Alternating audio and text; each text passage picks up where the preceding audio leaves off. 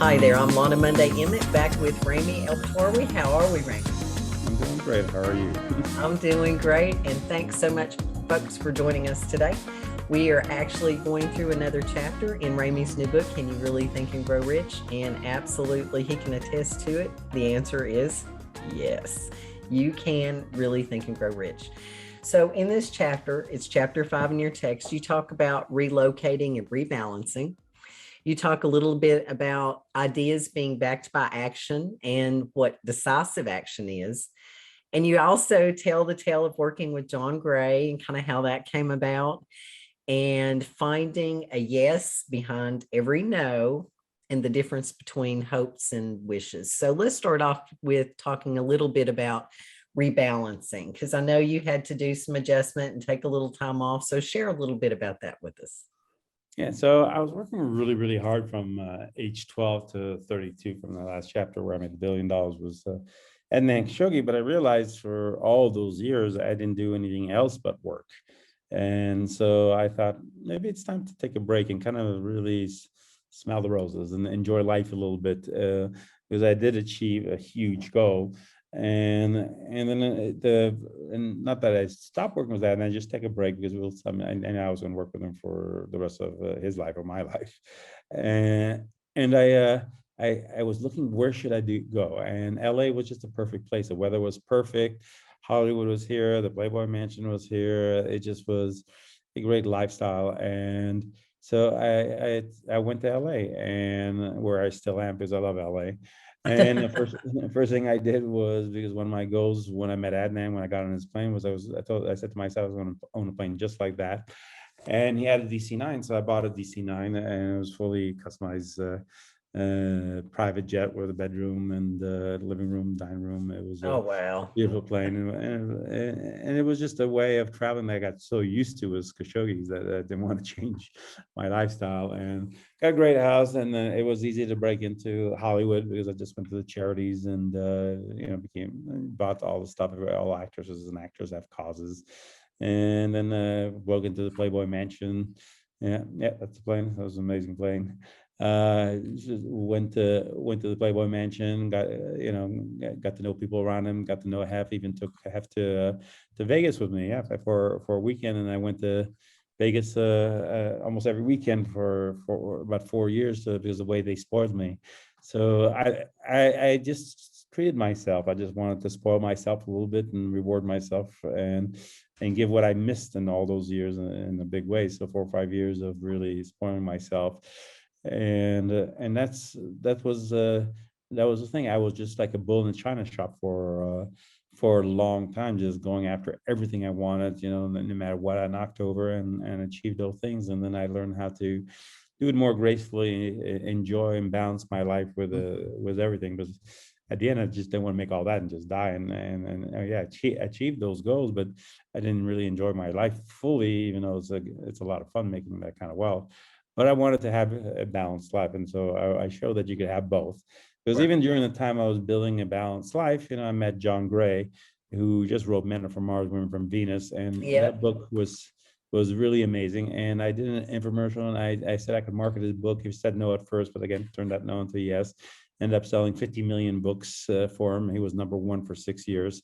And then I built a company around it. And I had another 75 products we put out, took the company public, Wow. and made another $1 billion company out of it. So in You were those, still I taking was action.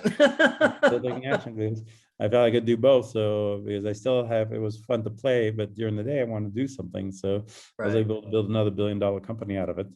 And then and I got to experience public companies, experience other things. And even with John's very spiritual and stuff. I understood relationships better. So it was really a rebalancing of everything, and just still achieving a lot of goals. So it was a good period of my life. So that chapter is just to, after you really achieve and hit some goals, to kind of balance yourself so you do have kind of everything. Right. And you talk a little bit about decisive action. What is the difference between decisive action and just action?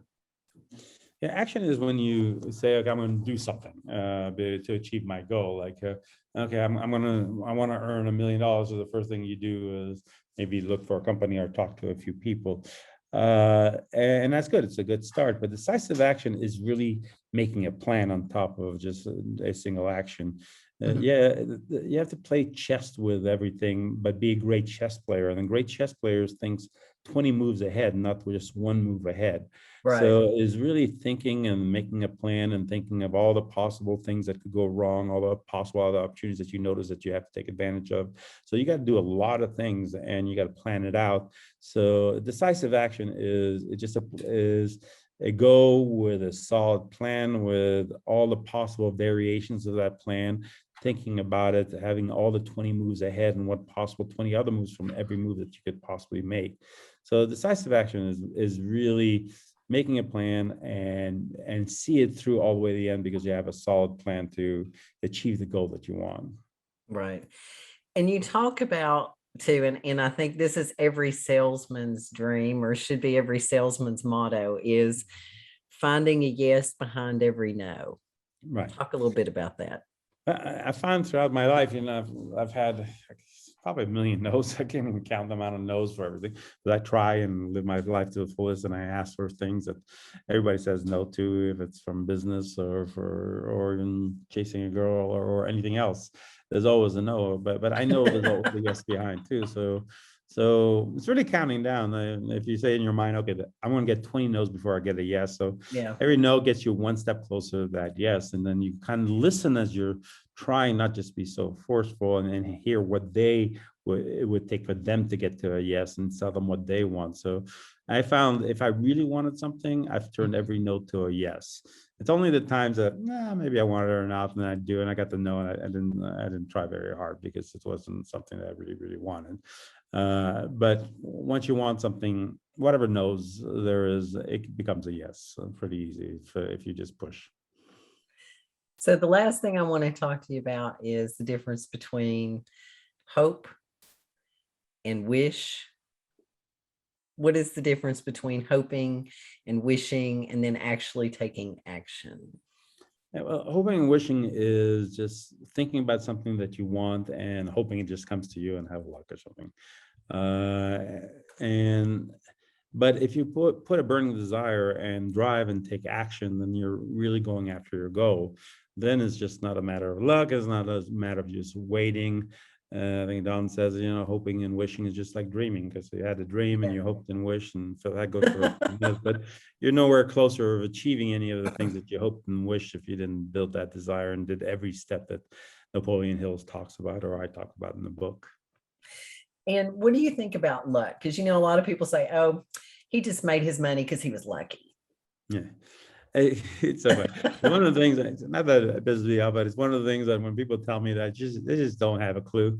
None of it was out of luck, and all these other people that built a lot of wealth that I've seen, it wasn't out of luck. It just, you could have good luck, bad luck, and you still overcome. Every adversity is bad luck. Every good opportunity you see is good luck. So all that, everybody has good luck and bad luck. So luck really has nothing to do to achieve was what you want. It is really your forceful is you taking the mastery of your life and deciding what you want and going after it no matter what the luck is. Because if you're just depending on good luck and winning a lottery, that's lottery is 119 million to win that. But they also miss out on the journey because a lot of people win the lottery, lose that money pretty quickly after that. So you definitely need to put these actions in place and do all this stuff and not worry about luck, because you'll never be lucky enough or you won't have so bad of luck that you can't overcome it. So I would dismiss luck as just a fun word. And that kind of goes along with people talk about falling in love with the process. Mm-hmm. And it sounds like that's what you've done throughout your life. It's not necessarily just accumulating money. It's about actually you enjoy the process, going through the whole process from start to finish, coming up with the idea and moving on it. Yeah, because the process is great because not only do you achieve things, but it builds confidence. Like, I smile and I'm happy. I live with no fear because if I go broke tomorrow, I know I can make it back up just as fast. And that's part of the last few chapters of the book. I went back to zero again and made it back. It just, once you do it enough, and then you see that it works, then the process makes you realize it really works and it's a real thing. It's just like, that if you just stand up and take steps, you walk. So the process of walking gives you the confidence is you can walk.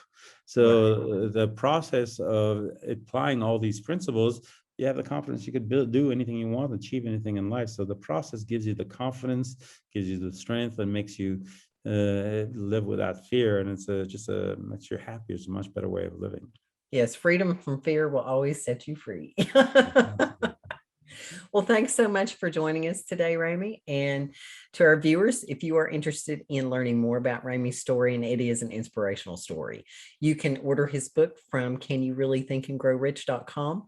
And he's also pairing it right now with a copy of the original 1937 edition of Think and Grow Rich that's endorsed by the foundation.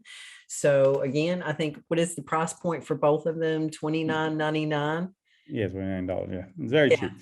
And the one thing is, books to achieve anything you want in life. Yep. I should be charging $100,000 for the combination, but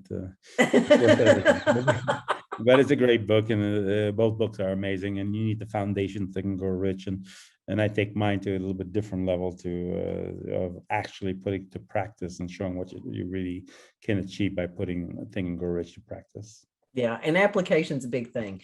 It's kind of like the old adage, you can lead a horse to water, but you can't make them drink. You can give somebody a copy of the book, they can read it. Are they actually going to apply what they learned from the book? And that's the wonderful thing about Ramy's book, is he really talks about how he took the principles and applied them. So it's great for modern day. So thanks for talking with us today. And next week we will be talking about, I guess it's chapter 6. And thank you so much for joining us. And thanks, viewers. We